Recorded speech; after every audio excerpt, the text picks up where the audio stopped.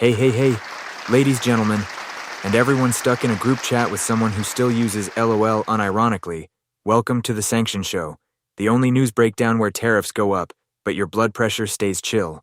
I'm your host, your guide, your economic emotional support animal, and today we are diving headfirst into a trade war so dramatic, it makes succession look like a group hug.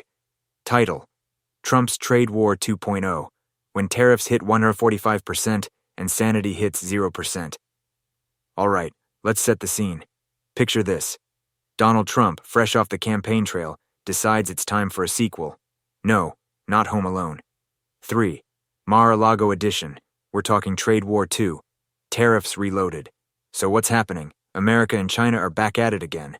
Like two exes who pretend they're just meeting for coffee, but end up yelling over who gets custody of semiconductors.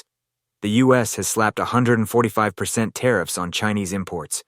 145%. That's not a tax. That's a fine for being in the same room. China clapped back like, "Cool story, bro," and hit us with a 125% tariff. It's like an auction, but instead of buying art, we're bidding to see who can economically ruin themselves faster. And now, they're talking. Yes, the US and China are talking again, because nothing says healthy trade relationship like economic mutual destruction followed by a group therapy session. Trump claims other countries are lining up for trade deals like it's Black Friday at Best Buy. Meanwhile, the IMF is in the corner like your anxious friend at brunch whispering, "Can we please not ruin the global economy before the pancakes arrive?" And the World Trade Organization is warning that if this escalates, trade between the US and China could drop by 80%, which as economists speak for, we're screwed, but with charts.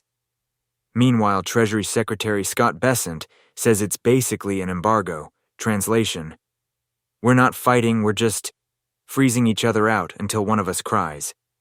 All of this over, what exactly? Intellectual property? Market access? Or is this just two economic superpowers flexing like gym bros in a mirror? Except instead of muscles, it's GDP. And let's not forget the real MVP of this chaos, you.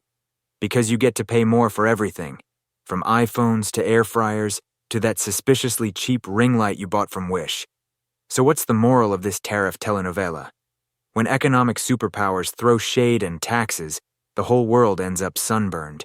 Maybe, just maybe, diplomacy could involve less chest thumping and more actual talking, but hey, what do I know? I'm just a guy in a blazer behind a desk under a sign that says, The Sanction Show. Stay sharp, stay sarcastic, and for the love of Beyoncé, don't try to explain tariffs at a dinner party. Peace.